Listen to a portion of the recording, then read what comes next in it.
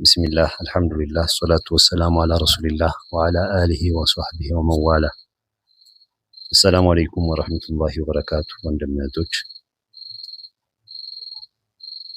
በዋትስአፕ ግሩፕ ላይ የተለያዩ ሙስሊሞችን ለመከፋፈል ሙስሊሞችን ለመነጣጠል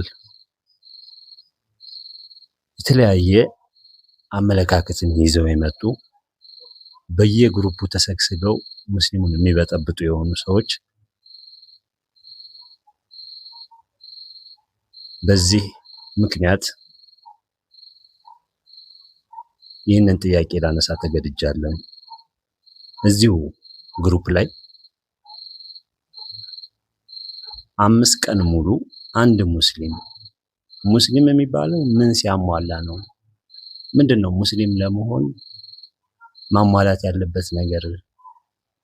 ሙእሚን ለመባል መሟላት ያለበት ሙእሚን ለመሆን መሟላት ያለበት ነገር ምንድነው ብዬ ለጠየቁት ጥያቄ ከሰኞ ጀምሮ እስከ ጁምዓ አሁን ኢሻ ሶላት በፊት ድረስ በትክክል አንድ ሰው መልስ የሰጠኝ የለም። ነገር ግን የሚያከፍሩ ሙሽሪክ የሚሉ እገሌ አላመነም እገሌ ያምኗል እያሉ የሞሉበት ግሩፕ ነው ማለት ነው። በጣም የገረመኝ ነገር አንድ ሰዎችን የሚያከፍር ሙሽሪክ የሚል ልክ አይደላችሁም የሚል እንዴት ሙስሊም ለመሆን መሟላት ያለበትን መስፈርት አያውቅም?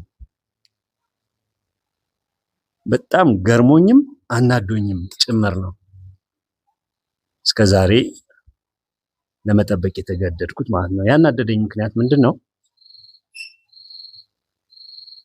አላህ ያዘዘንን መሰረታዊ ነገር ሳናቅ ያልታዘዝነው ነገር ላይ ዕውቀቱ የሌለን ነገር ላይ ያ ሰው ይመን አይመን ይካድ አይካድ ስለማላቀው ነገር ልቡን ከፍቼ ያየው ይመስል እንዴት አወራለሁ?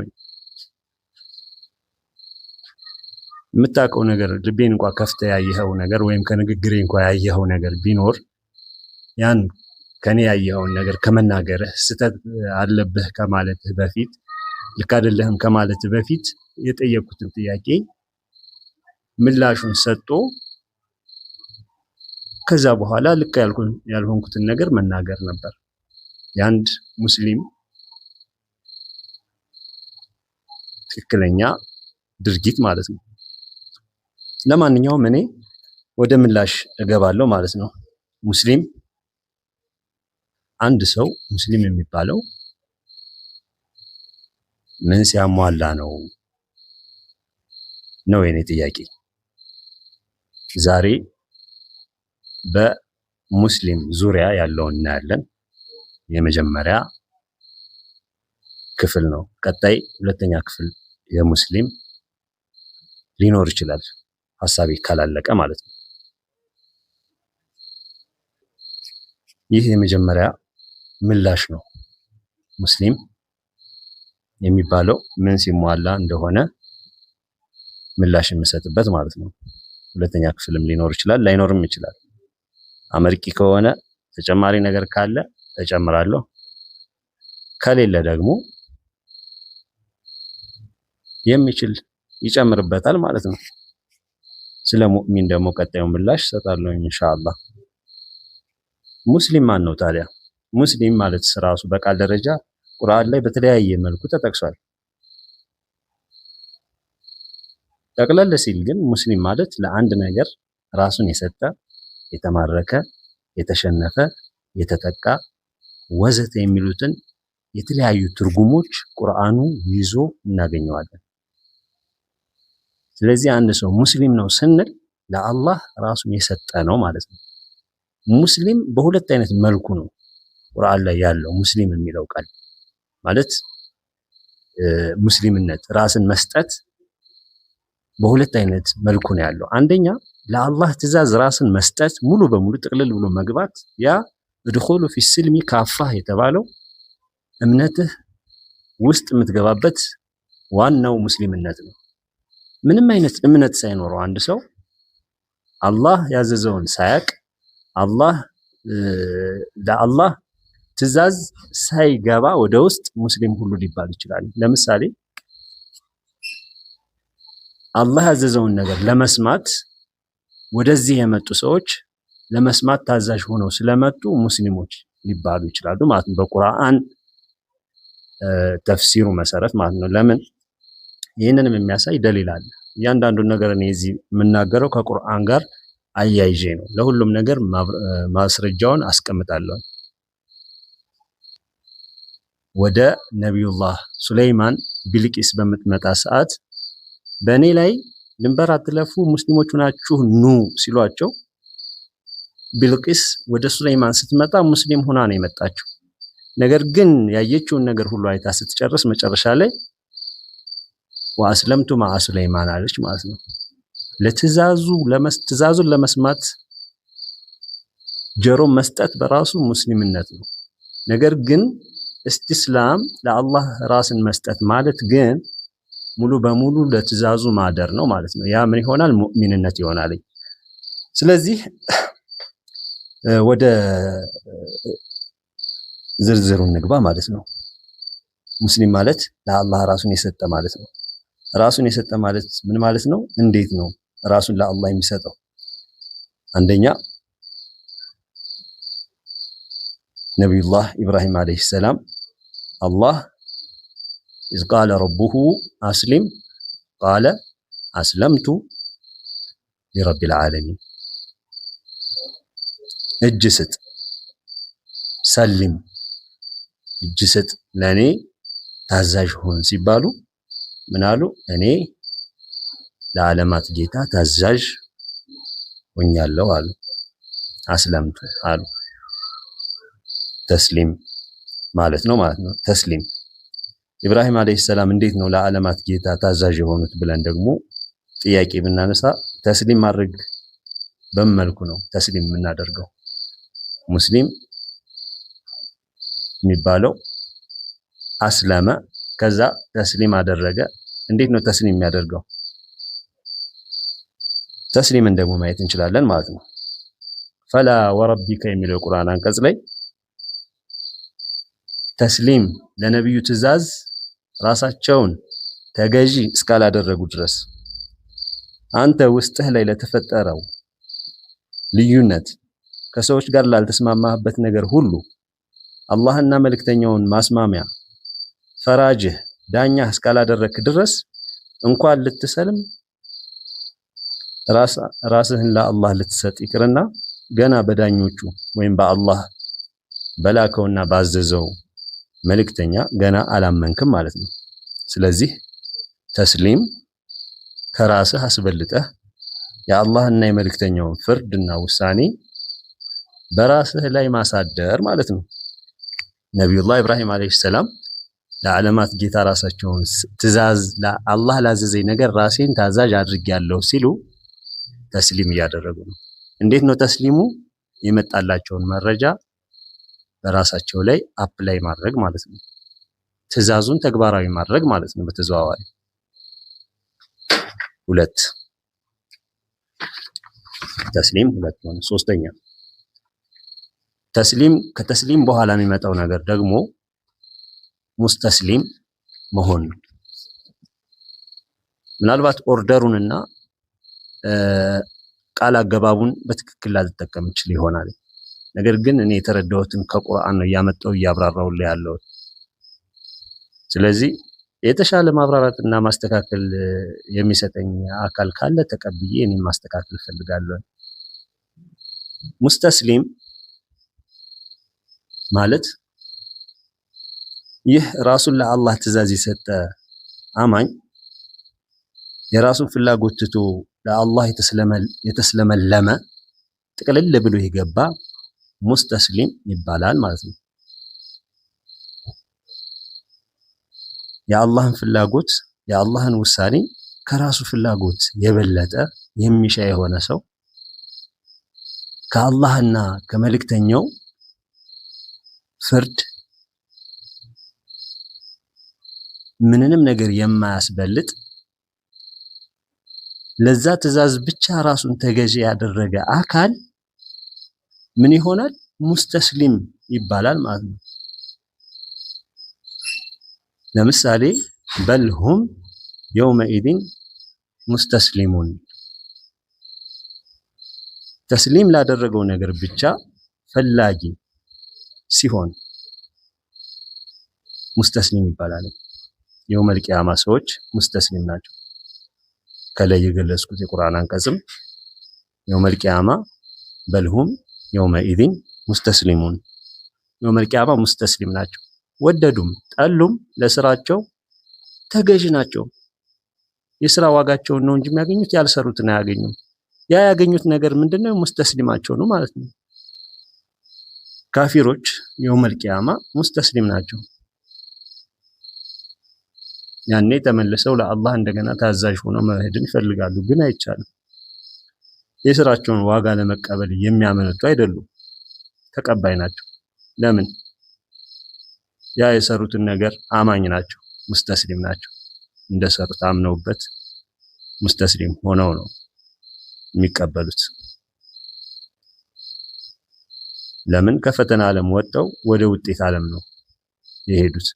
አላህ የቀጠራቸው ነገር እውነት ሆኖ ስለሚያገኙት ሙስተስሊም ከመሆን ውጪ ምንም ምርጫ የላቸውም ማለት ነው። ስለዚህ አንድ ሰው አስለመ፣ ከዛስ ተስሊም አደረገ፣ ከዛስ ሙስተስሊም ሆነ። ሙስሊምነትን እያየን ያለ ነው።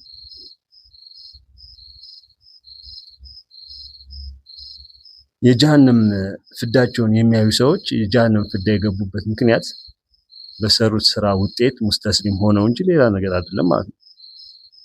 ይህ ከመሆኑ በፊት ደግሞ ረቡ ሰላም አላህ ወደ ሰላም ሀገር ጥሪ እያደረገላቸው ነበር። ልክ አሁን ላይ ወላሁ የድዑ ኢላ ዳሪ ሰላም፣ አላህ ወደዚህ ሰላም ወደምናገኝበት ዓለም ነው እየጠራን ያለው። ኑ ወደ ሰላም፣ ኑ ተስሊም አድርጉ፣ እድኹሉ ፊ ስልሚ ካፋ አአስለምቱም እያለ የሚጠይቀው ሁሉ ወደ ሰላም ነው።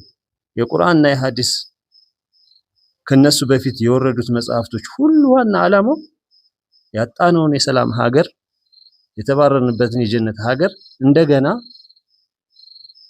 እንድናገኘው የወረዱ ጥሪዎች ናቸው። ነገር ግን ለአላህ ጥሪ ባለመቀበል ህይወት ሰላም አልባ፣ እርጋታ አልባ፣ እርካታ የሌለበት ዝም ብሎ መባከን፣ መረበሽ፣ መጨነቅ፣ የሰላም ተቃራኒ የሆኑ ነገሮች ይላበሱናል ማለት ነው። ለምን? ጥሪውን ስላልተቀበልን። ሰላምን ያልፈለገ ሰው ሌላ ምን አማራጭ አለው? ሰላሙን የሚያሳጣ ነገር ከመከተል ውጭ። አላህ ይህ ጥሪ ወደ ሰላምና መረጋጋት፣ ወደ ደህንነት፣ ወደ ምቾት፣ ወደ ደስታ ያመጣል፣ ይሰጣችኋል። በዱንያም ሰላም በአኺራም ጀነት ይሰጣችኋል። የተቀበሉት አስለሙ ሲባል ተቀብለው ተግባራዊ ላይ ያዋሉት ደግሞ ሙስሊም፣ በተግባራቸው ደግሞ የጸኑት ሙስተስሊም ሆኑ እያለን ነው ማለት ነው። 5 ሙሰለመቱን የሚለውን የሚያሳይ ነው። ሙስሊም ማለት ለአላህ ሰላም ጥሪ የሰለመ ለትእዛዙ ተስሊም ያደረገና ሙስተስሊም የሆነ ሰው በምን መልኩ ነው ሙስተስሊም የሚሆነው ከተባለ ሙሰለመቱን ባለው መንገድ ይሆናል ማለት ነው። ይህም የተጠበቅ ከነውርና ከመጥፎ ነገር የጸዳህ መሆን ማለት ነው። ሱረቱል በቀራ ላይ የበቀራዋ ወይም የላሟ ሁኔታ ምን አይነት እንደሆነች ሲጠይቁ የሰጣቸው ምላሽ ሲሆን ከዚህ ታሪክ ከዚህ የበቀራዋ የላሟ ምላሽ ላይ እኛ ብዙ ምሳሌ እንድናገኝበት አላህ አስቀምጦልናል ማለት ነው። አላህ Subhanahu Wa Ta'ala ከዋለልን ብዙ ኒዕማዎች ውስጥ አንዱ ለመገልገያ የሚሆኑን እንስሳቶች ለኛ ማውረዱ ነው። ወርደው ብቻ ቢቀሩ ኖሮ ምንም መጠቀም አንችልም ነበር። ልክ እንደ ዱር አራዊት ይሆኑ ነበር። ምክንያቱም መሰሎቻቸው አሉ። በዱር እንስሳቶች እያየን ነው ማለት ነው። ለምሳሌ ላም፣ አህያ፣ ውሻ፣ ድመት ምናምን የተለያዩ ነገሮች አሉ። ተመሳሳይ የሆኑ ነገሮች አሏቸው። ለምሳሌ የአህያ ተመሳሳይ የሜዳ አህያ ነው። ለምን የሜዳ አህያ ለምን አትገለገልበት? አህያን አላህ እንዳገራለህ እንድታቀው ነው። ይሄ ብቻ ነው እያልኩ አይደለም። ምክንያቱም ሌላ ምክንያትም ይኖረዋል። ግን አላህ እያገራለህ እየተጠቀምክባቸው ያሉት አህያዎች፣ ላም፣ ውሻ ምናምን ተመሳሳያቸው ዱር ላይ አለ። ቢያገኛ አንተ ሊጎዳህ የሚችል ሆኖ ነገር ግን ለአንተ መገልገያ እንዲመች እነሱን ገርቶልሃል። አቅም አንሷቸው አይደለም። በቀንዷ ብትልህ መግደል ትችላለች። ግን ከረህመቱ ውስጥ አንዱ አገራለን እነሱን እና ለኛ የተገሩት የቤት ለማዳ እንስሳቶች እንደፈለግን ማድረግ እንችል ዘንድ ያገራልን አላህ ነው። እሱ ለኛ የተገሩ ባያደርጋቸው ኖሮ ከመሰሎቻቸው ጋር ዱር ነበር የሚሆኑት ማለት ነው። ይቺ ሙሰለመቱን የሆነች ከብት በሱረቱ ኒሳ ላይ ይህ ሙሰለመቱን በሚል የተጠቀሰው የጉማ ዋጋ ነው። የጉማ ዋጋ የካሳ ዋጋ ነው። ጉማ ማለት ደግሞ የግዕዝ ቋንቋ ነው። ትርጉሙ ደግሞ በቁሙ የነፍስ ዋጋ ያለው የቀንድ ከብት የገዳይ ወገን ቀንበር ተሸክሞ እግዚኦ እያለ ለሟች ወገን የሚሰጠው ካሳ ነው ይላል የጉማ ትርጉም ማለት ነው። አማርኛ ዲክሽነሪ ላይ ምን ማለት ነው? ሙሰለመቱን ማለት የቁርአን አንቀጹ በሱረቱ ኒሳ ላይ እንዳስቀመጠው አንቀጹም የሚያወራው ስለ ካሳ ነው። ጉማ ማለትም ካሳ ነው ማለት ነው። ባጭሩ ከሁሉም እንስሳቶች ከብት ሙሰለማ የሆነችውን ያክል ምንም አይነት እንስሳ ለሰው ልጅ የለውም ማለት ነው። ከሁሉም እንስሳቶች ከብት ሙሰለማ የሆነችውን ያክል ምንም አይነት እንስሳ ለሰው ልጅ የለውም ቢባል ማጋነን አይደለም። ማረሻ ላድርግሽ ብትል ሞፈር ተሸክማ፣ ልሽጣት ብትል ገንዘብ ሆና፣ ካሳ ልክፈል ብትል ነፍስህን አድና፣ ልለብሽ ብትላት ወተት ሰጥታ፣ ከዛም አልፎ ልረድሽ ብትላት አንገቷን ሰጥታ የምትታረድ የተገራች ሙሰለማ የሆነች እንስሳ ነች ማለት ነው። አሁን እኛ ሙስተስሊም አድርጉ ስንባል እንዴት እንደሆነ ከብቷ ላይ ማየት እንችላለን ማለት ነው። እንዴት ተስሊም እንደምናደርግ ከብቷ ለባለቤቷ እንደምትሆነው እናንተም ለፈጠራችሁ ባለቤት እንደ ከብቷ ሁኑ ማለት ነው። ስለዚህ አሁን ይሄንን በራሳችን ላይ ስናመጣው ለአላህ ራሳችን ሰጠናል። ልክ ከብቷ ለባለቤቷ እንደሆነችው ራሳችን መጠየቅ ነው። ስድስተኛ ሰሊም። እንግዲህ ከላይ የተዘረዘሩትን ነገሮች አንድ ሰው ሲያሟላ የሚያገኘው ነገር ምንድነው? ሰሊም ይሆናል ማለት ነው። ኢላ መን አተላህ ቢቀልቢን ሰሊም። ይህንን ሁሉ የምታደርገው ከላይ አምስቱን ነገሮች የተዘረዘሩትን ሁሉ የምታደርግበት ሂደት የሚሰጥህ ምንድነው? ልብህን ሰሊም ማድረግ ነው። ከላይ የተጠቀሱ ነገሮች የምታደርግበት ዋና ዓላማ በዱንያ ላይ ሰላምንና ደህንነትን ለመጠበቅ ሲሆን በአኺራ ደግሞ ቀልበን ሰሊም ሆነህ እንድትገኝ ነው። ከምን ሰላሙን ከሚያሳጣው ነገር ሁሉ ማለት ነው። አይፈሩም፣ አይጨነቁም፣ አይሸበሩም። ምክንያቱም ቀልብ የዘራችውን እንጂ ያልሰራችውን አትመነዳምና። ልብህን ሰሊም ማድረግ ትተህ ሸቅይ እያደረግ ነገር ግን ልብህን እየጎዳህ ቀልብህን እየጎዳህ ሰሊም ሆኜ በአፍ ብቻ በመናገር ግን ሰሊም ሳትሆን አክሽንህ፣ ልብህ፣ ተግባርህ ሌላ፣ ንግግርህ ሌላ። ይሄ ነው አሁን ያለንበት ሁኔታ ማለት ነው። አላህ ይዘንልን እንጂ። ሰባተኛ ሰለም። ሰለም ለአላህ ትእዛዝ ራሱን የሰጠ ሙስሊም ከራሱ አልፎ ለሌሎችም የሰላምና የደህንነት ምንጭ ይሆናል። አላህ በቁርአን በሱረቱ ኒሳ አንቀጽ 90 ላይ ቢተዋችሁ ባይጋደሏችሁም ወደ እናንተ እርቅን ወይም ሰላምን ቢያቀርቡ አላህ ለእናንተ በእነሱ ላይ የመጋደልን መንገድ አላደረገም። በሌላም ቦታ ወደ እርቅም ቢያዘነብሉ ወደ እርሷ አዘንብል። አላህ በህልምህ እነሱን ጥቂት አድርጎ ባሳየህ ጊዜ አስታውስ። እነሱን ብዙ አድርጎ ባሳየህም ኖሮ በፈራችሁና በነገሩ በተጨቃጨቃችሁ ነበር፣ ግን አላህ አዳናችሁ። አሁን ለሶስቱም የቁርአን አንቀጽ የገባው ቃል ሰለም ነው የሚለው። የመጀመሪያው ላይ የጠቀስኩት አንቀጽ እርቅን ሆነ፣ ሁለተኛውም ላይ እርቅ ሆነ፣ ሶስተኛው ደግሞ ወላኪነላህ ሰለም አዳናችሁ፣ አረጋጋችሁ። ሰላም፣ ደህንነት፣ መረጋጋት፣ ከራስ ጋር መታረቅ፣ ከሁሉም ነገር ጋር መታረቅ፣ ማበላሸት አይደለም፣ ሁሉ ነገር ማስማማት አላህ ባዘዘው መልኩ ሲሆን ምን ይሆናል? ሙስሊምነት ይመጣል ማለት ነው። ሌላም የቁርአን አንቀጽ አለ። እነዚያ ነፍሶቻቸውን በዳይ ሆነው መላእክት የሚገድሏቸው ናቸው።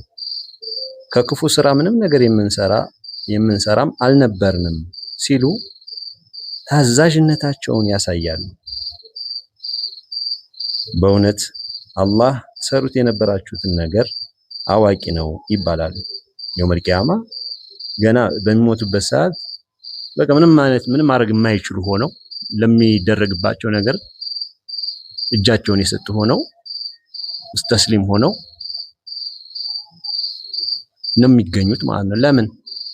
ያላቸውን ጊዜ የተሰጣቸውን እድል አባክነው ስለሆነ እዛ የተገኙት። በእውነቱ ይህንን ሁሉ አሟልተናል ወይ? ሳናሟላ እንዴት ነው ታዲያ ሌሎችን ማሟላት አለማሟላታቸውን የምናውቀው? አጋሪዎቹ በዚያ ቀን ታዛዥነታቸውን ወደ አላህ ያቀርባሉ። ይቀጥፉት የነበሩትም ሁሉ ከነርሱ ይጠፋባቸዋል። የውመል ቂያማ አይደለም ታዛዥ ሆነህ የውመል ቂያማ ፈለክም አልፈለክም ታዛዥ ነህ። አላህ ለሚወስንብህ ነገር ለሰራኸው ስራ ውጤትህ ሙስተስሊም ሆነህ ታዛዥ ሆነህ ለአላህ ነው የምትገኘው። ታዲያ አንተ ሙስሊም ነህ? የውመል ቂያማ አላህ ሙስሊም እያለው ነው። ስለዚህ ሙስሊምነት ሁለት ድርጊት ነው። አንድ መጀመሪያ አክሴፕት ማድረግ ለዛ ነገር፣ ሁለተኛ ተግባራዊ ማድረግ። ተግባራዊ መጀመሪያ አንድ ሰው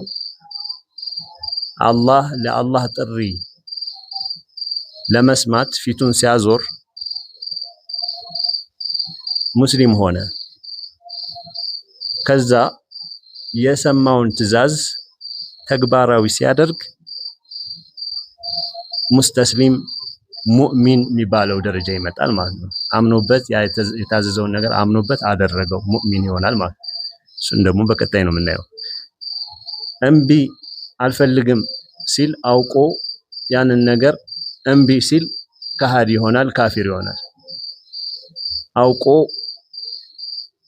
ለአላህ ብቻ ታዛዥ ሁን እያለው አላህ ለሌላ ሲያጋራ ሙሽሪክ ይሆናል። እኩል ሲያደርግ ወይም 1% ይሁን አላህ ካመጣው ትእዛዝ ጋር ሌላን ሲያጋባ ማለት ነው፣ ሲያዋሃድ። አላህንም በጎን ይታዘዛል፣ ገብርኤልንም በጎን ይታዘዛል። ወይም ደግሞ አላህን በጎን ይታዘዛል፣ በጎን ሌላን አላህ የከለከለውን እንዳይታዘዝ ያዘዘውን ይታዘዛል ማለት ነው። በግልጽ አላህ ያስቀመጠበትን ነገር የሚጋጭ ነገር ሲያደርግ ከሙስሊምነቱ የሚያስወጣውን ነገር ያደርጋል ማለት ነው። ግን አንድ ሰው ሙስሊም ለመባል በዱንያ ላይ ከሆነ አሁን እኛ የምንጠቀምበት በቃል ደረጃ ገሪ ሙስሊም ነው ስንል ኦልሬዲ አክሴፕት አድርጎታል። ቁርአኑንም አላህንም መልእክተኛውንም አክሴፕት አድርጎታል። ግን ኑሮበታል፣ እየኖረበት ነው፣ ሙስተስሊም ነው ማለት ነው አይደለም። ይሄኛው ሙስሊም የሚባልበት አክሴፕት ያደረገበት ሙስሊምነቱ የውመል ቂያማ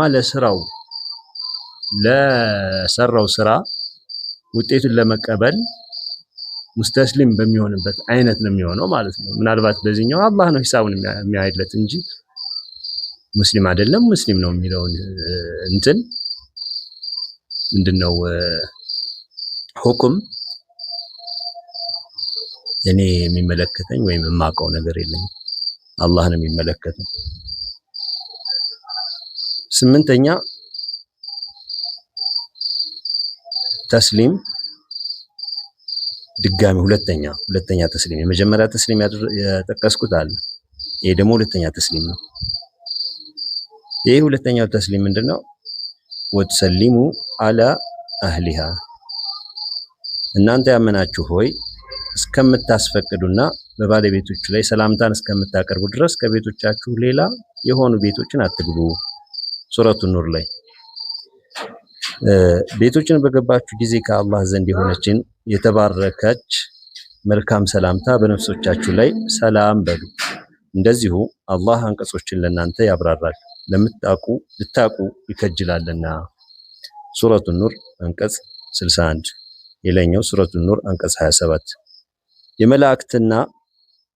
የመላእክት እንግዶች ወደ ኢብራሂም በመጡ ጊዜ ለኢብራሂም ምን አሏቸው? ሰላም አሏቸው። ከዛ ገቡ። እነዚህ መላእክቶች ለሁለት ነገር ነበር። አንድ ለቡሽራ፣ ሁለት ደግሞ የሉጥ ህዝቦችን ለማጥፋት እየሄዱ እንደሆነ ለመንገር። ሰላም ማለት አክሽኑን እንድናየው አላህ በተለያየ አይነት መልኩ ነብዩ ሰለላሁ ዐለይሂ ወሰለም በተለያየ ተግባራቸውና ንግግራቸው ያሳዩን ነው። ሙስሊም ማለት ዝም ብሎ ቃሉን መደጋገም ብቻ ሳይሆን ከራሱ አልፎ ለሌሎች ሰላምን የሚመኝ ነው፣ የሚሰጥ ነው። ሌላው ይቅርና በራሱ ላይ እንኳ ወደ ቤቱ ሲገባ ሰላም በነፍሶቻችሁ ላይ ሰላም በሉ እያለን ነው አላህ። ቃል ብቻ አይደለም ሰላም በል ብቻ ሳይሆን ወደ ራስህም ወደ ራስህም ቃሉን ብቻ ሰላም በሉ ማለት ሳይሆን ወደ ራስህም ሆነ ወደ ሌላ ቤት ሰው ስትገባ ሰላምን በሰላምና ለሰላምታ ካልሆነ አትግባ። ለሰላም ካልሆነ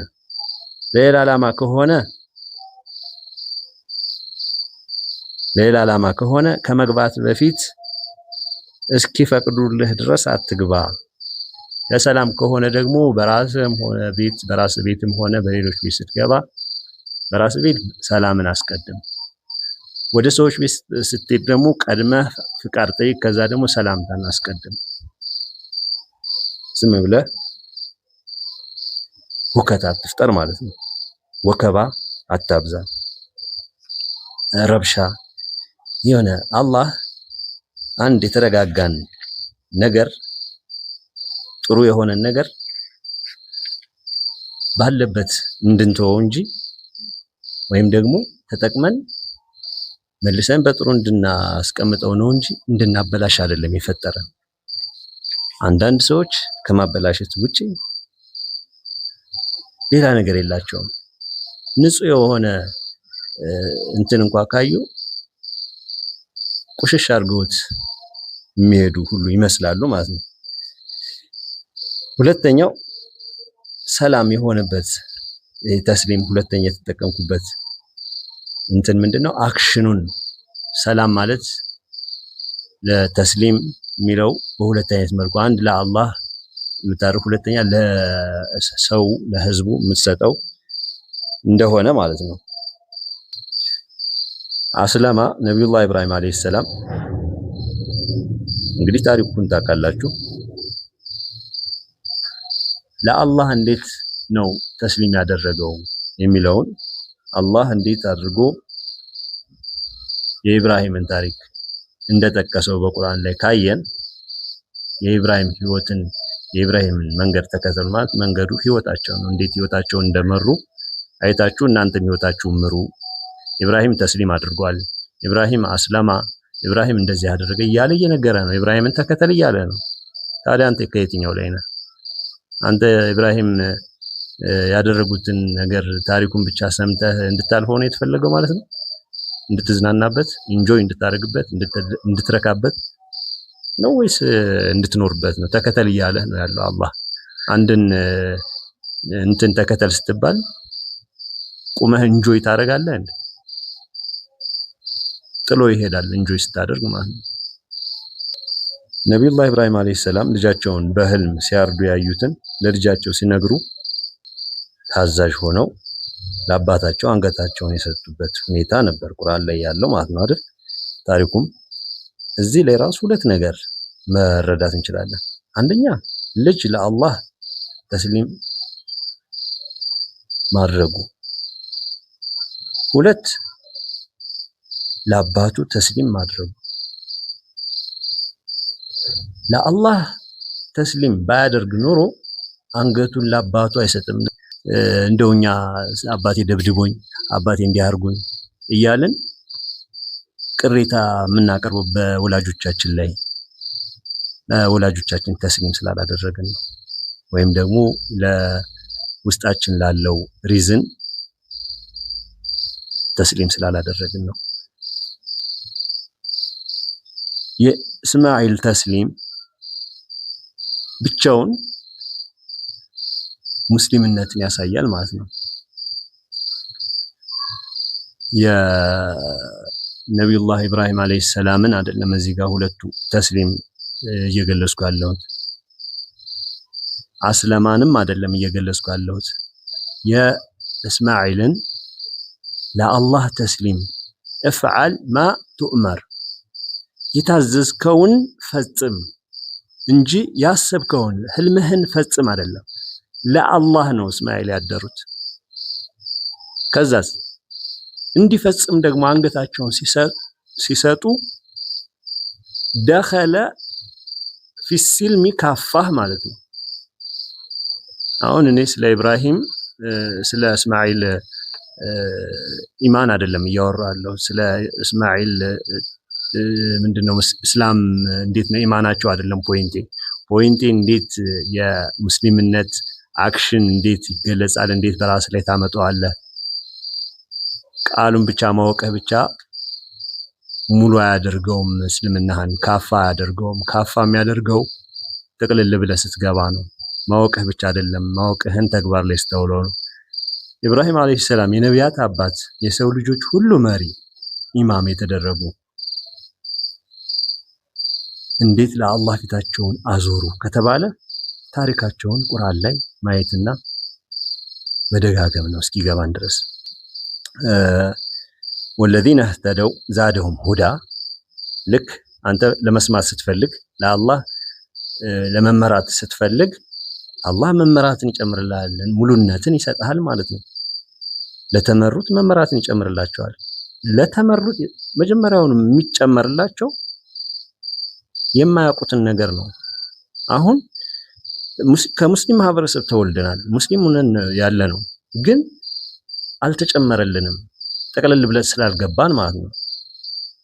ሁዳውን ያገኘ ያገኘዋል፣ ያላገኘ ደግሞ ከሱ ልክ ይሄ ፕራክቲካል የሆነውን ኑሮ ይላቀቃል ማለት ነው። አይኖረውም። በቃ ዝም ብሎ ቲዮሪ ብቻ ነው፣ ወሬ ብቻ ነው የሚሆነው። አላህ ይጠብቀንና ማለት ነው። ወደሱ ፊታቸውን ያዞሩ ዘንድ የሰማያትና የምድርን መለኮት እንዲያዩ የመራቸው ለምንድነው? ሙቂኒን አረጋጋጮች ውስጥ እንዲሆኑ ነበር። ከዛ አላህ ኢብራሂም ምን አሉ? ወደዚህ ሁዳ ፊቴን አዞራለሁ፣ እናንተ የምታጋሩትን ነገር በሙሉ ትቼ ወከዛሊከ ኑሪየ ኢብራሂም በሱረቱ አንዓም ላይ እንደገለጸው እነሱ የሚያጋሩትን ነገር ትተው እውነትን ለማወቅ ፊታቸውን ሲያዞሩ አላህ መመራትን ጨመረላቸው። ከዛስ ሙቂኒን ሲሆኑ ምን አሉ? ጠቅልል እኔ ለዓለማት ጌታ ኢብራሂም አለይሂ ሰላም አላህ መመራትን ወይም ሩሽድን ሰጣቸው ማለት ነው። ወለቀድ አተይና ኢብራሂመ ሩሽደሁ ሚን ቀብል ወኩና ቢሂ ዓሊሚን እንዳለው ማለት ነው። ሩሽዱ መመራት፣ ቅንነት፣ ግልጽ የሆነውና ገይ ላ ኢክራሃ ፊዲን ቀድ ተበየነ ሩሽዱ ሚነል ገይ ጠማማና ግልጽ የሆነው ነገር ግልጽ አድርጌ አስቀምጨዋለሁ። ግልጽ የሆነውን ነገር የተከተለ ሁዳን እጨምርለታለሁ። ጠማማውን የጨመረ የፈለገ ንወሊህ ማ ተወላ እና ልክ ወደዚህ ሩሽድ አይተው ወደ እሱ ፊታቸውን ሲያዞሩ አላህ አስሊም አላቸው። አስለምቱ ሊረብል ዓለሚን አሉ ማለት ነው። ጌታው ለእርሱ ታዘዝ ባለው ጊዜ መረጠው ኢብራሂምን። ለዓለማት ጌታ ታዘዝኩ አሉ። ሱረቱል በቀራ 131 ለዓለማት ጌታ መታዘዛቸውን ደግሞ ኢብራሂም አለይሂ ሰላም አድርግ ተብለው ያላደረጉት ነገር የለም ማለት ነው። አላህ ያዘዛቸውን ሁሉ መፈጸማቸውን ራሱ አላህ የመሰከረላቸው ታላቅ ነብይ ናቸው። ኢብራሂምም ጌታው በቃላት በህግጋት በፈተነውና በፈጸማቸው ጊዜ ሱረቱል በቀራ 124 በዚያም የታዘዘውን በፈጸመው በኢብራሂምም ጽሑፎች ውስጥ ባለው አልተነገረምን? ሱረቱን ነጅም አንቀጽ 37 ወፋ ሙልት ፈአተመሁነ። የሚገርመው እንግዲህ ሁሉንም ነገር አድርገዋል። ልጅህን በረሃ ላይ ጣል። ለልጅ ያን ያክል ጉጉት የነበራቸው ታላቅ ነብይ ልጅ እንዲሰጣቸው ብዙ ጊዜ የቆዩ ነብይ በዛ ምንም ዛፍ ጥላ በሌለበት ውሃ በሌለበት ቦታ ላይ እኒ አስከንቱ ዙርየቲ እኔ ምንም አይነት በረሃ ላይ ባዶ በረሃ ላይ ዘሮቼን አስቀምጫለሁ። ጌታዬ ሆይ አብላቸው አጠጣቸው ብለው ዱዓ ባደረጉት መሰረት ባዶ በረሃ ላይ ጥለው የሄዱት አላህ አዟቸው አይደል እንዴ? ለአላህ ትእዛዝ ራስን ማስገዛት ማለት ኢብራሂምን ማየት ማለት ነው። አላህ ነው የኔ ያክል ጊዜ ቆይቶ አንተን የሰጠኝ፣ አላህ እዚህ ቦታ ላይ አስቀምጥ ካለኝ ያን ከማስቀመጥ ወደ ኋላ አልልም ብለው አስቀምጠው ነው ጥለው የሄዱት። ለአላህ እንጂ ለልጃቸው ለስሜታቸው አይደለም ታዛዥነታቸው። ያ ብቻ አይደለም፣ ልጃቸውም አድገው በህልማቸው በህልም ብቻ ልጃቸውን ሲያርዱ አይተው ልጃቸውን እረድ ተብሎ በቀጥታ ሳይታዘዙ በቀጥታ እረድ የሚል ትእዛዝ መጥቶላቸው ቢሆን ኖሮ ኢብራሂም አለይሂ ሰላም እስማኤልን አያማክሯቸውም ነበር። ልክ በረሃ ላይ ያለምንም ለሞት ጥለዋቸው እንደሄዱት ለአላህ ጥለው እንደሄዱት ማለት ነው። ፊዚካሊ ሰውኛ በሆነ ቋንቋ በረሃ ላይ አንድን ሰው ጥለው ሄድክ ማለት ለዛውም ሴት ለዛውም ሕፃን ልጅ ለሞት ነው ጥለው ሄድከው ማለት ነው። እንኳን ሴት እንኳን ሕፃን አሁን ላይ በረሃ ላይ ስንቶች ናቸው የሚቀሩት?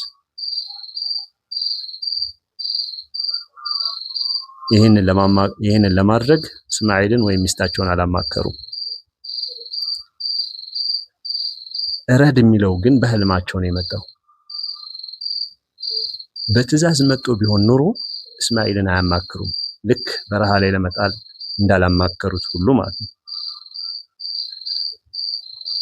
ምን ያክል ለአላህ ተስሊም እንዳደረጉ የኢብራሂምን ሁኔታ ማየት ብቻ በቂ ነው። አላህም ይህን ፈተና በሱረቱ ሷድ ላይ ይህ እርሱ በእውነት ግልጽ ፈተና ነው ይላል። በላኡን ዐዚም ከባድ ፈተና ነበር። ለዚህ ቀድ ሰደቅተ ሩእያ ያ ህልምህን ፈጽመሃል። በቃ ህልምህን ፈጽመሃል ኢብራሂም፣ ተው እንዳታደርግ ይሄንን ነገር። ኦልሬዲ ሞክረዋል እርሳቸውም፣ ግን አይጠበቅም፣ ማድረግህ አይጠበቅም፣ እንኳን መታዘዝህ አይጠበቅም። ሳትታዘዝ ህልምህን አይተህ ሞልተሃል። ይሄው የተሻለ ፊዳ የተሻለ እርድ መስዋዕት ተበጀ ነው በማለት አስቀመጠው ማለት ነው። እንግዲህ ለአላህ ተስሊም ማድረግ ምሳሌ ከኢብራሂም አለይሂ ሰላም የበለጠ ስለሌለ የሰዎች ኢማም ተደረጉ። ሰዎች ሁሉ በኢብራሂም መከተል አላቸው። የአላህ መልእክተኛም ሰለላሁ ዐለይሂ ወሰለም የኢብራሂም መንገድ ተከተል ነው የተባሉት።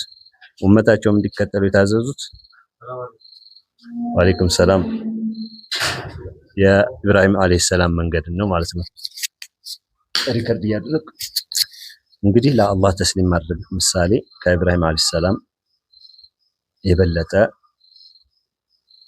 ምሳሌ ስለሌለ የሰዎች ኢማም ተደረጉ። ሰዎች ሁሉ በኢብራሂም መከተል አላቸው። የአላህ መልእክተኛ ሰለላሁ ዐለይሂ ወሰለም የኢብራሂምን መንገድ ተከተል ነው የተባሉት። ኡመታቸውም እንዲከተሉ የታዘዙት የኢብራሂም መንገድ ነው ማለት ነው። አሁን ወደኛ ስንመጣ እንኳን ለአላህ ሁሉን ነገራችን መስጠት ይቅርና ለተሰጠን መመሪያ ምን ያህል ብለን ጊዜ ሰጠን ቁርአኑን ተከትለናል። እንግዲህ አስለማ የመጀመሪያው ምሳሌ የኢብራሂም ነው ማለት ነው። ሁለተኛ ምሳሌም አለ። መጀመሪያ ላይም የቢልቂስን የሰለመችበትን ሂደት ገልጫለሁ። አላ ተዕሉ ዐለየ ወአቱኒ ሙስሊሚን፣ በእኔ ላይ አትኩሩ ታዛዦችም ሆናችሁ ወደ እኔ ኑ የሚል ነው። ነቢዩላህ ሱለይማን አለይሂ ሰላም የቢልቂስ ምላሽና መጨረሻ ላይ ሙስሊም ማለት ምን ማለት እንደሆነ ያሳያል ማለት ነው። ንግስቷ በኃይልና በገንዘቧ ጥሪውን ላለመቀበል የሞከረች ቢሆንም ተደበስብሶ የሚቀር ጥሪ አልነበረምና ተጣሪው ማለት ነው እንኳን ንግስቲቱ የቤተ መንግስቷን ዙፋን ከሷ ቀድሞ እሱ ጋር የመጣ ሲሆን የሷን ዙፋን ለራሷ ፈተና ያደረገላት ታላቅ ነብይ ናቸው አለይሂ ሰላም። በመጨረሻም ያስቀመጡላትን የተለያዩ መሞከሪያዎች ካየችና የተሳሳተች መሆኗን ስታውቅ ምናለች? በድጋሚ ወደ ዓለማት ጌታ ፊቷን አዞረች። መጀመሪያ ከሀገሯ ስትወጣ ሙስሊም ሆና ወጣች። ወአቱኒ ሙስሊሚን ስላሏት ያንን ትዕዛዝ አክብራ ወጣለች፣ ሙስሊም ሆነች። መጨረሻ ላይ ስታረጋግጥና ስታምንበት ኢማኑ ሲገባ ጠቅልላ ገባች ማለት ነው። ኢብራሂም አለይሂ ሰላም ልክ እንደዚሁ ማለት ነው ያየነው። መጀመሪያ ለመረጃው ለማወቅ ስትፈልግ የመጀመሪያ ሙስሊም ሆንክ። ሁለተኛው ስቴፕ ደግሞ ስታረጋግጥና ስታምንበት ጠቅለል ብለህ ስትገባበት አላህም ያዘዘው ድኹሉ ፊሲልሚ ካፋህ ያለው ሁለተኛው ስቴፕ ሲመጣ ነው ማለት ነው። ይህ እንድንገባ የታዘዝንበት ነገር ደግሞ ኢስላም ይባላል። አላህ ዘንድ ተቀባይነት ያለው ዲን ኢስላም ብቻ ነው። ታዲያ እርሱ መልካም ሰሪ ሆኖ ፊቱን ለአላህ ከሰጠና የኢብራሂምን መንገድ ቀጥተኛ ሲሆን ከተከተለ ሰው ይበልጥ ሃይማኖቱ ያማረ ማን ነው? አላህም ኢብራሂምን ፍጹም ወዳጅ አድርጎ ያዘው። ሱረቱ ኒሳ አንቀጽ 125። እምነት ዲን የሚባለው ነገር ተገንብቶ ሙሉ የሚሆነው አላህ ልክ እንደ ኢብራሂም ወዳጅ ለመሆን ሂደትህን መንገድህን በኢብራሂም መንገድ ስትሄድ ነው ማለት ነው። ካልሆነ ግን ያው ሙስሊም ነህ ሙስተስሊም ግን አይደለም ማለት ነው። ለህዝብም ሁሉ ወደ አላህ መስዋዕት ማቅረብን ደነገግን። ከቤት እንስሳ ከሰጣቸው ሲሳይ ላይ የአላህን ስም ብቻ ያወሱ ዘንድ አዘዝናቸው። አምላካቸውም አንድ አምላክ ብቻ ነው፣ እርሱም ብቻ ታዘዙ። ለአላህ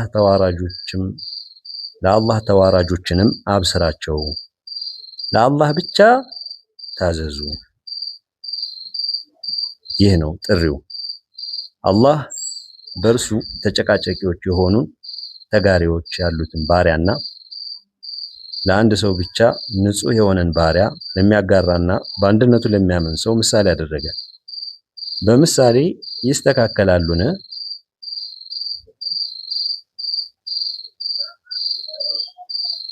አንድ ንጹህ ባሪያ ያለውና ለሱ ብቻ የሚያገለግለው አንድ ባሪያ ደግሞ ሁሉም ሰው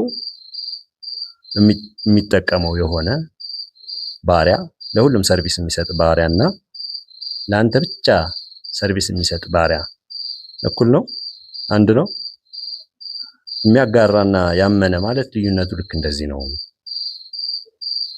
ለሚያጋራና በአንድነቱ ለሚያምን ሰው ምሳሌ አደረገ። እነዚህም ሁለት ባሪያዎች ሁሉም የሚጠቀምበት ዕቃና አንተ ብቻ የምትጠቀምበት ዕቃው ያለው ቫልዩ አንድ ነው? ለአንተስ ያለው ቫልዩ አንድ ነው? ለሰዎች ያለው ቫልዩስ አንድ ነው? ለራሱ ያለው ቫልዩስ አንድ ነው? የማንም መጠቀሚያ መሆኑ የአንድ ሰው መጠቀሚያ መሆኑ አላህ በቁርአን ውስጥ ያስቀመጠው ምሳሌ በሙሉ የኛ ህይወት እንጂ ያለፈ ነገር ብቻ አይደለም። ያለፈው አልፏል።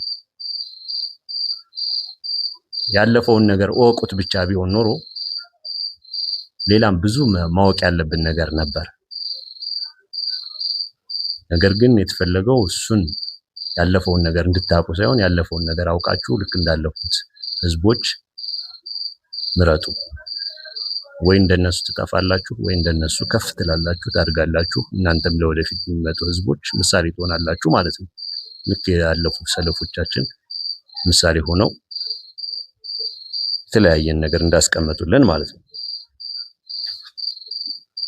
ቅጣቱም ወደ እናንተ ከመምጣቷ ከዚያም የማትረዱ ከመሆናችሁ በፊት ወደ ጌታችሁ በመጸጸት ተመለሱ፣ ለእርሱም ታዘዙ። የውመል ቂያማ ሙስተስሊም ከመሆን በፊት አሁን ነው እስቲስላም ማድረግ የሚኖርብህ እንጂ የውመል ቂያማ አይደለም። ሱረቱ ዙመር አንቀጽ 54 ከላይ ያለው ማለት ነው። የአንቀጹ የንግግር የጭማሪ ሳይሆን እናንተም አሸናፊዎቹ ስትሆኑ አላህ ከእናንተ ጋር ሲሆን አትድከሙ፣ ወደ እርቅም አትጥሩ፣ ስራዎቻችሁን ፈጽሞ አያጎልባችሁም። ሱረቱ መሐመድ አንቀጽ 35። ሌሎችም ብዙ አንቀጾች ወደ አላህ ፊታችንን አመለካከታችንን ፊጥራችንን እንድናዞር ለሱ ታዛዥ እንድንሆን ይጣራሉ።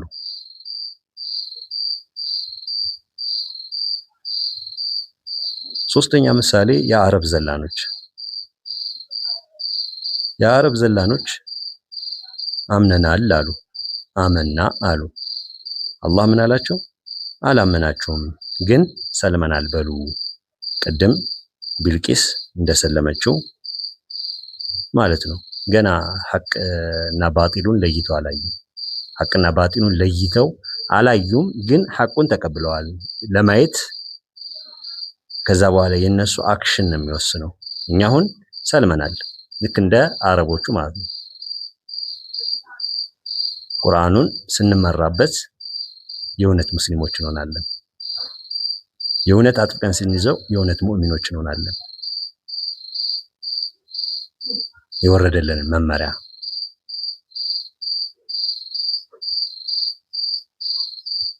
ነገር ግን ይህ ሳይሆን ዝም ብሎ በቃል ደረጃ ከሆነ ከአረብ ዘላኖች እንትን አንለይም ማለት ነው። ምክንያቱም እምነቱም አንቀጹም ራሱ የሚናገረው በእምነቱም በልቦቻችሁ ወለማ ይርኩል ኢማን ጥልቅ ብሎ ገና ስላልገባ ነው አመና ማለት የማትችሉት። እኔም እዚህ ግሩፕ ላይ ጥያቄ ስጠይቅ የተናደድኩበት ምክንያት በዋናነት ያናደደኝ ነገር ይህንን ሁሉ ያሟላ ሰው ይመስል ሰዎችን ማክፈር፣ ሰዎችን ሙሽሪክ፣ እገሌ ሙሽሪክ ነው፣ እገሌ ኡስታዝ እንደዚህ ነው። ያ አኺ በትክክል እስኪ እስልምና ንገረኝ ነው እያልኩ ያለሁት። ይሄንን ሙስሊምነትን ለአላህ እንዴት እኔ ሙስተስሊም እንደምሆን በትክክል አብራርተህ ግልጽ አድርገህ ንገረኝ፣ እንዴት ወደ አላህ እንደምቃረብ አሳየኝ ነው እንጂ ያልኩ ሰዎችን የማከፍርበትን አያገባኝም። እኔ ስለ ሰዎች መጀመሪያ የሚያገባኝ ነገር መጀመሪያ ወደ አላህ የምቃረብበትን መንገድ ነው የምፈልገው።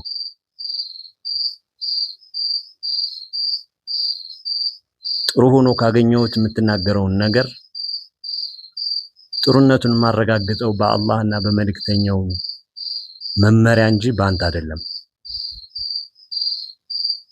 ስለዚህ ራሳችን መፈተሽ ያለብን፣ ራሳችን ማየት ያለብን በምን መነጽር ነው።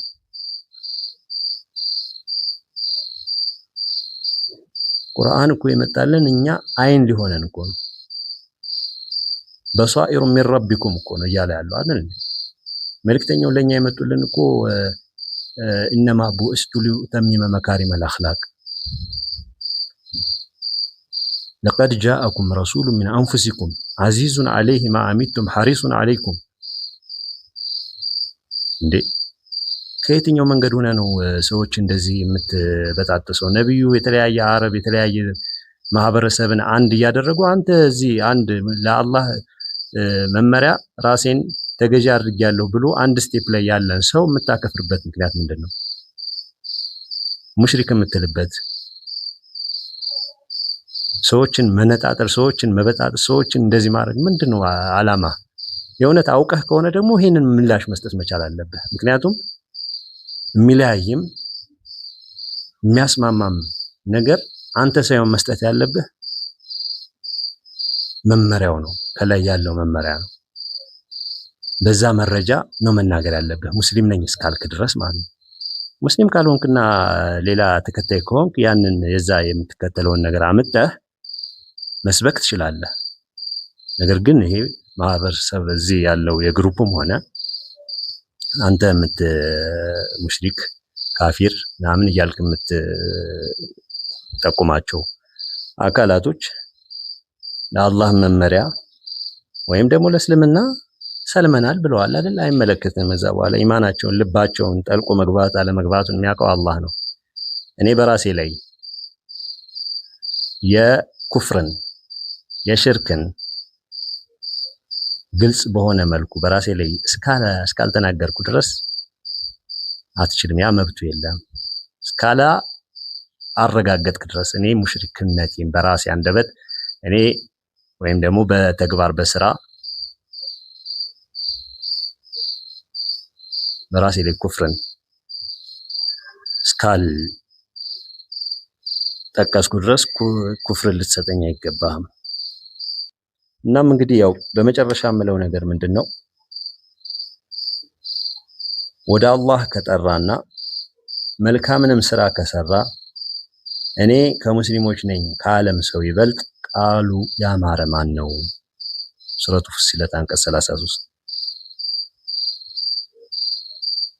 ወደ አላህ ምጠራን በአላህ ላይ አሻርካችኋል ምናምን ካፊር ናችሁ እያልክ ነው ወደ አላህ የምታቀርበን? ከአላህ እያስወጣ መጀመሪያው እኛ ከአላህን አምነናል ብለን ያሰብን ሰዎች ሆነን እያለ ለምንድነው ከአላህ የምታስወጣን አንተ?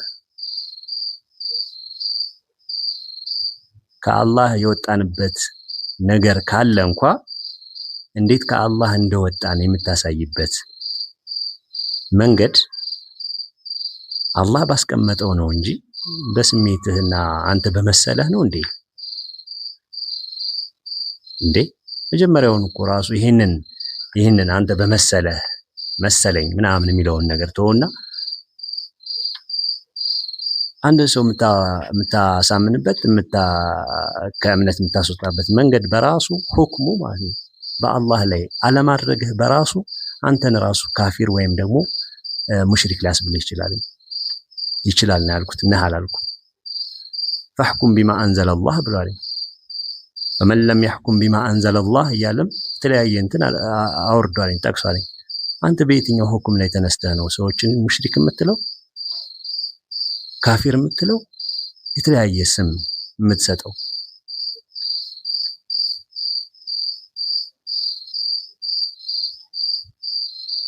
እና በጣም ጥንቃቄ እናድርግ። ሌላው ሙስሊም ሆነን በእንደዚህ አይነት ግሩፖች ላይ ሙስሊሞችን እያስገባን ምናልባት ለነዚህ ሰዎች ምላሽ እንዲሰጣቸው ተፈልጎ ከሆነ ሙስሊሞች የምታስገቡት ዕውቀት ያለውን ሰው ነው ማስገባት ያለባችሁ። ምላሽ ይሰጣቸዋል። ከዛ ሰው ይማማራል ማለት ነው።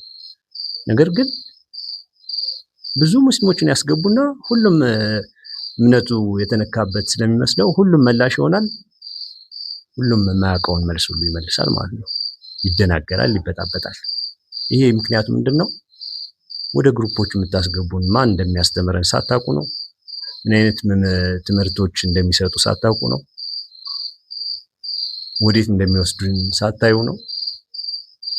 ምክንያቱም ሙስሊም መስለው የተሰገሰጉ ነፍ የሆኑ የሙስሊም ያልሆኑ ሙስሊሙን ለመከፋፈል፣ ለመበጣበጥ፣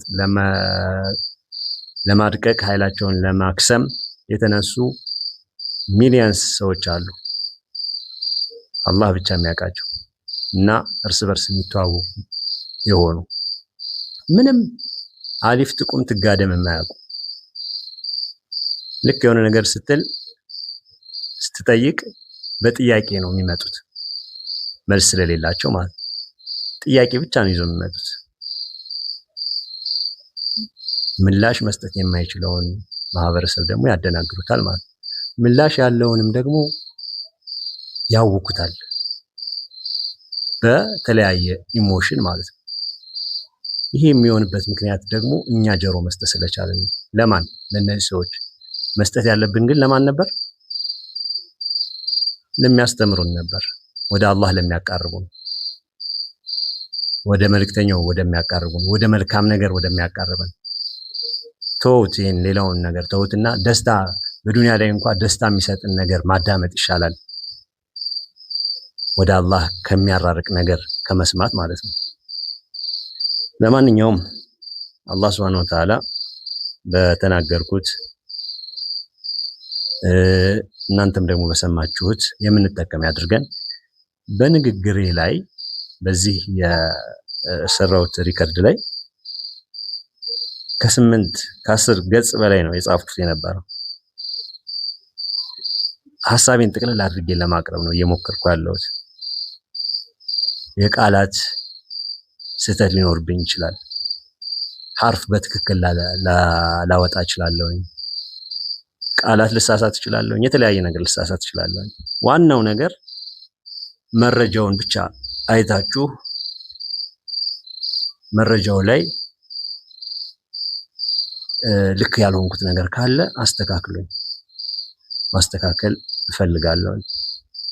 ልክ ከሆነ ደግሞ ልክ ሆኖ ያገኛችሁት ነገር በሙሉ ከአላህ እንጂ እኔ ከራሴ ያመጣሁት አመለካከትም ሆነ እይታ የሌለ መሆኑን እንድታውቁልኝ እፈልጋለሁ። ማለት የራሴን ፍላጎት አይደለም።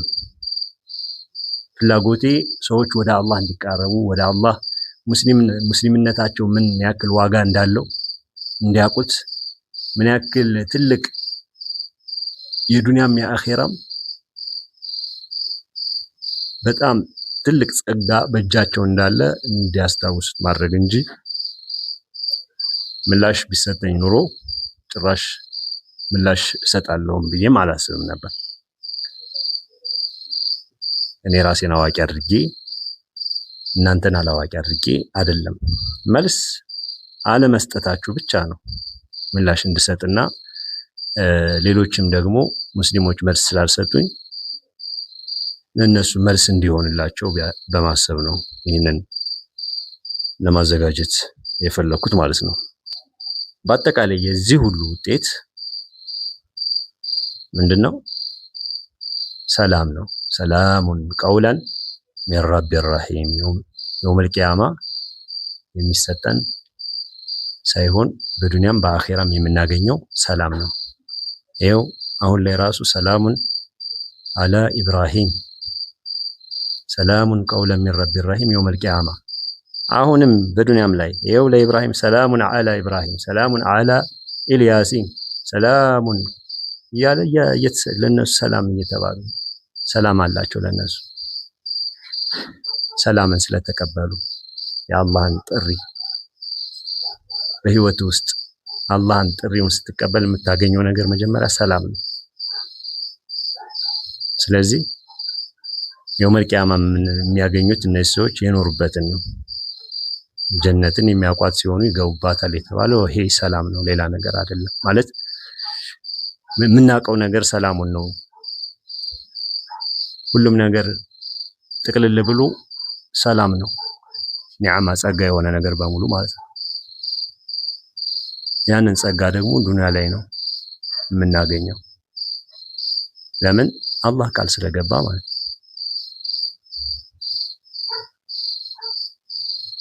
አላህ ሱብሓነሁ ወተዓላ ወደዚህ ሰላም ያቀርበን።